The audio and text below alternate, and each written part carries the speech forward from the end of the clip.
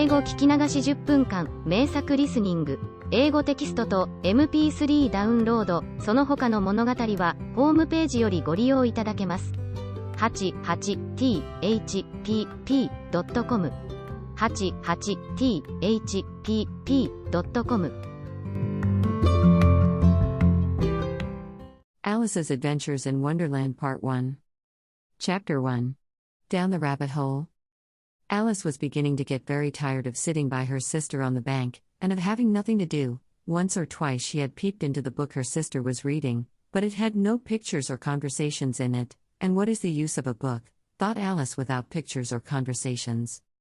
So she was considering in her own mind, as well as she could, for the hot day made her feel very sleepy and stupid, whether the pleasure of making a daisy chain would be worth the trouble of getting up and picking the daisies, when suddenly a white rabbit with pink eyes ran close by her. There was nothing so very remarkable in that, nor did Alice think it so very much out of the way to hear the rabbit say to itself, "Oh dear. Oh dear. I shall be late." When she thought it over afterwards, it occurred to her that she ought to have wondered at this, but at the time it all seemed quite natural. But when the rabbit actually took a watch out of its waistcoat pocket and looked at it, and then hurried on, Alice started to her feet, for it flashed across her mind that she had never before seen a rabbit with either a waistcoat pocket, or a watch to take out of it, and burning with curiosity, she ran across the field after it, and fortunately was just in time to see it pop down a large rabbit hole under the hedge. In another moment down went Alice after it, never once considering how in the world she was to get out again. The rabbit hole went straight on like a tunnel for some way, and then dipped suddenly down, so suddenly that Alice had not a moment to think about stopping herself before she found herself falling down a very deep well. Either the well was very deep, or she fell very slowly, for she had plenty of time as she went down to look about her, and to wonder what was going to happen next. First, she tried to look down and make out what she was coming to, but it was too dark to see anything. Then she looked at the sides of the well, and noticed that they were filled with cupboards and bookshelves. Here and there she saw maps and pictures hung upon pegs. She took down a jar from one of the shelves as she passed. It was labeled orange marmalade, but to her great disappointment it was empty. She did not like to drop the jar for fear of killing somebody underneath, so managed to put it into one of the cupboards as she fell past it. "Well," thought Alice to herself, "after such a fall as this, I shall think nothing of tumbling downstairs. How brave they'll all think me at home. Why, I wouldn't say anything about it, even if I fell off the top of the house." Which was very likely true. Down, down, down. Would the fall never come to an end? "I wonder how many miles I've fallen by this time?" she said aloud. "I must be getting somewhere near the center of the earth. Let me see, that would be 4,000 miles down, I think, for, you see, Alice had learned several things of this sort in her lessons in the schoolroom, and though this was not a very good opportunity for showing off her knowledge, as there was no one to listen to her, still it was good practice to say it over. "Yes, that's about the right distance, but then I wonder what latitude or longitude I've got to?" Alice had no idea what latitude was, or longitude either, but thought they were nice grand words to say. Presently she began again. "I wonder if I shall fall right through the earth. How funny it'll seem to come out among the people that walk with their heads downward. The antipathies, I think." She was rather glad there was no one listening, this time, as it didn't sound at all the right word, "but I shall have to ask them what the name of the country is, you know. Please, ma'am, is this New Zealand or Australia?" And she tried to curtsy as she spoke. Fancy curtsying as you're falling through the air.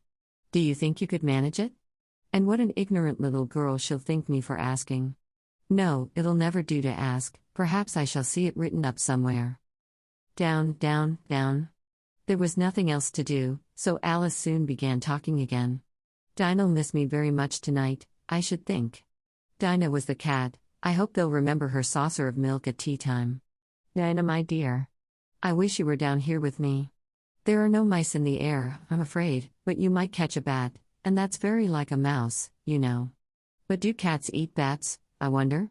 And here Alice began to get rather sleepy, and went on saying to herself, in a dreamy sort of way, "Do cats eat bats? Do cats eat bats? And sometimes do bats eat cats?" For, you see, as she couldn't answer either question, it didn't much matter which way she put it.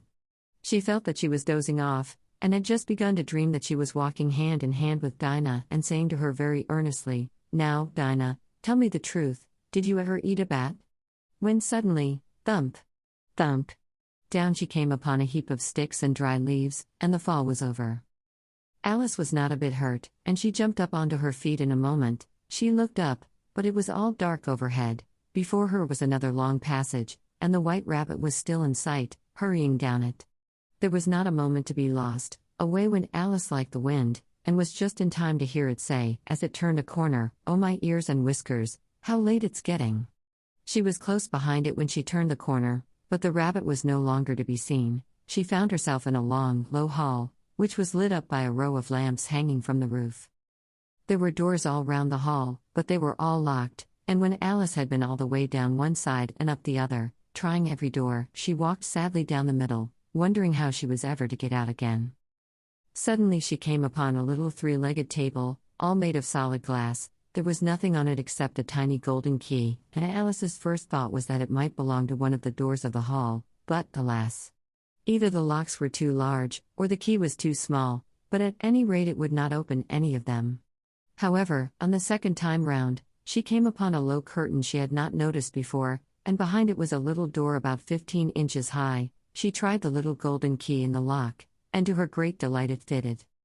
Alice opened the door and found that it led into a small passage, not much larger than a rat hole. She knelt down and looked along the passage into the loveliest garden you ever saw. How she longed to get out of that dark hall and wander about among those beds of bright flowers and those cool fountains, but she could not even get her head through the doorway, and even if my head would go through, thought poor Alice, it would be of very little use without my shoulders. Oh, how I wish I could shut up like a telescope. I think I could, if I only knew how to begin. For, you see, so many out-of-the-way things had happened lately, that Alice had begun to think that very few things indeed were really impossible.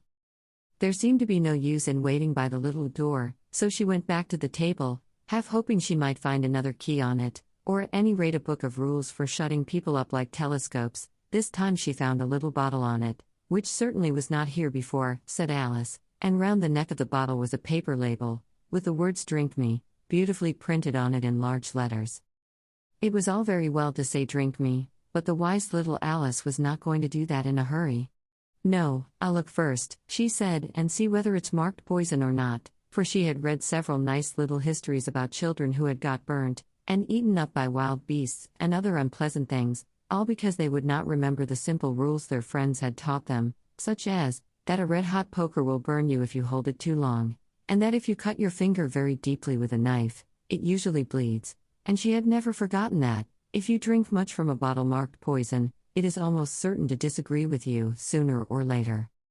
However, this bottle was not marked poison, so Alice ventured to taste it, and finding it very nice, it had, in fact, a sort of mixed flavor of cherry tart, custard, pineapple, roast turkey, toffee, and hot buttered toast. She very soon finished it off. "What a curious feeling," said Alice. "I must be shutting up like a telescope." And so it was indeed. She was now only 10 inches high, and her face brightened up at the thought that she was now the right size for going through the little door into that lovely garden. First, however, she waited for a few minutes to see if she was going to shrink any further. She felt a little nervous about this, for it might end, you know, said Alice to herself, in my going out altogether, like a candle. I wonder what I should be like then? And she tried to fancy what the flame of a candle is like after the candle is blown out, for she could not remember ever having seen such a thing. After a while, finding that nothing more happened, she decided on going into the garden at once, but, alas for poor Alice. When she got to the door, she found she had forgotten the little golden key, and when she went back to the table for it, she found she could not possibly reach it. She could see it quite plainly through the glass, and she tried her best to climb up one of the legs of the table, but it was too slippery, and when she had tired herself out with trying, the poor little thing sat down and cried. "Come, there's no use in crying like that," said Alice to herself, rather sharply. "I advise you to leave off this minute." She generally gave herself very good advice, though she very seldom followed it, and sometimes she scolded herself so severely as to bring tears into her eyes, and once she remembered trying to box her own ears for having cheated herself in a game of croquet she was playing against herself, for this curious child was very fond of pretending to be two people. But it's no use now, thought poor Alice, to pretend to be two people. Why, there's hardly enough of me left to make one respectable person. Soon her eye fell on a little glass box that was lying under the table. She opened it and found in it a very small cake, on which the words "Eat me" were beautifully marked in currants. "Well, I'll eat it," said Alice, "and if it makes me grow larger, I can reach the key, and if it makes me grow smaller, I can creep under the door, so either way I'll get into the garden, and I don't care which happens." She ate a little bit, and said anxiously to herself, "Which way? Which way?" Holding her hand on the top of her head to feel which way it was growing, and she was quite surprised to find that she remained the same size. To be sure, this generally happens when one eats cake, but Alice had got so much into the way of expecting nothing but out-of-the-way things to happen, that it seemed quite dull and stupid for life to go on in the common way. So she set to work, and very soon finished off the cake. 英語聞き流し10分間、名作リスニング、英語テキストと MP3 ダウンロード、その他の物語は、ホームページよりご利用いただけます。88thpp.com 88thpp.com